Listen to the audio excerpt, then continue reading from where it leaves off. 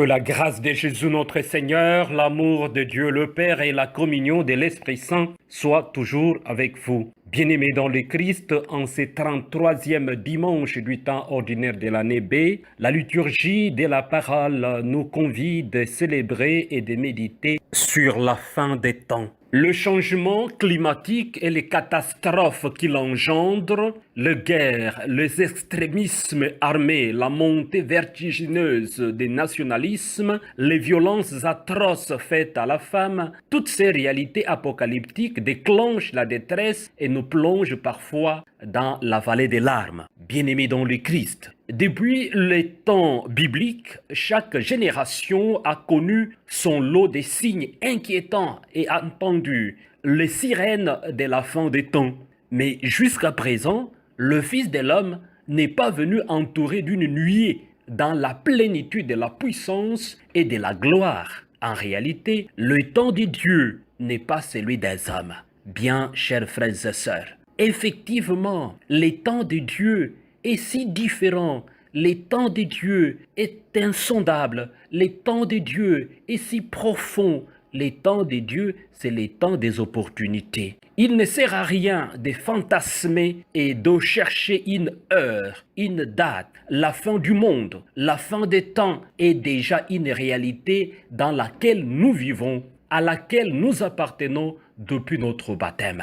Bien, chers frères et sœurs, dans la Bible, le temps de l'Apocalypse est le temps du présent, de l'aujourd'hui. Ce n'est pas le temps du passé, ce n'est pas le temps du futur, mais c'est le temps de l'aujourd'hui. C'est le temps du présent. Effectivement, c'est le temps de Dieu. Évitons d'être des prophètes terroristes et mal intentionnés, cherchant à attiser le peur et les angoisses en annonçant la fin des temps. Cette fin s'est déjà produite. C'est le déjà là du salut. Bien, chers frères et sœurs, le pardon est accordé. On n'offre plus de sacrifices pour les péchés, nous dit la deuxième lecture de ce dimanche, la lettre aux Hébreux. La deuxième lecture d'aujourd'hui, bien chers frères et sœurs, confirme justement ces temps de Dieu, le déjà là, le déjà du salut, le temps de la paix, le temps de la justice, le temps de l'amour.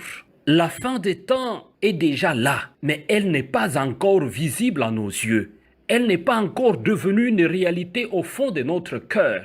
Voilà pourquoi le langage de l'Apocalypse employé par Jean, par Daniel, par Marc, en ce qui concerne la liturgie de la parole de ce dimanche, ce langage apocalyptique est là pour nous révéler ce qui est caché, pour dévoiler la réalité dans laquelle nous vivons. Le temps de la manifestation de la réalité du royaume.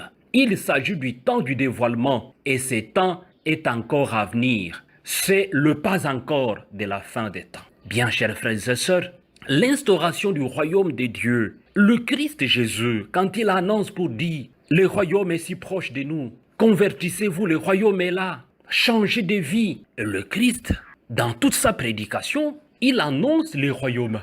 Jésus ne parle pas qu'il annonce lui, Jésus. Il ne parle pas de ce mot-là. Il ne parle pas, il annonce le Christ. Mais Jésus annonce le royaume.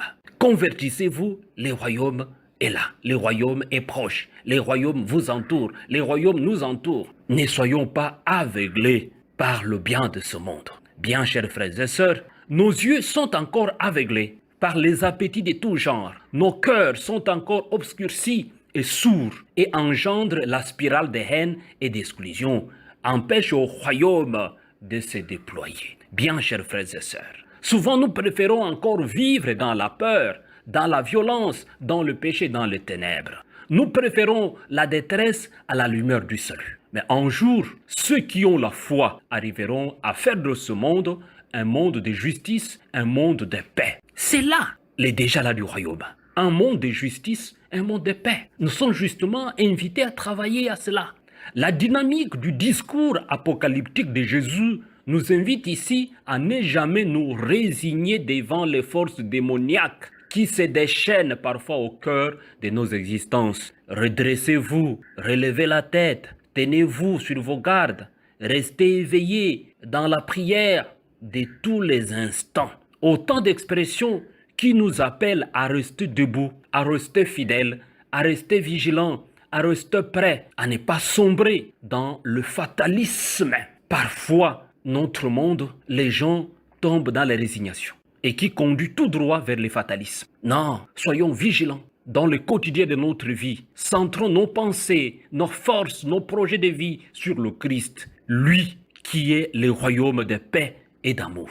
Bien, chers frères et sœurs, pour ainsi être dans l'aujourd'hui de notre temps des hommes et des femmes de foi, des hommes et des femmes de paix, de justice et d'amour. Et c'est là que se manifestera visiblement ce qui est encore caché aux yeux de notre temps. Alors le monde nouveau apparaîtra et la fin des temps s'accomplira. Bien, chers frères et sœurs, demandons la grâce de mener une vie vigilante, une vie moins superficielle. Demandons la grâce, mes sœurs, la grâce, mes frères, d'une vie vigilante, d'une vie digne, et non pas une vie de tralala, et non pas une vie superficielle, et non pas une vie de blabla. Demandons la grâce d'une vie vigilante, afin de vivre les temps de Dieu, non seulement à la fin de notre vie, mais tous les jours de notre vie, afin que toute notre vie devienne, mes sœurs, mes frères, que cette vie devienne une offrande agréable au Seigneur notre Dieu. Ainsi recevez la bénédiction du Seigneur, au nom du Père et du Fils et du Saint-Esprit. Amen.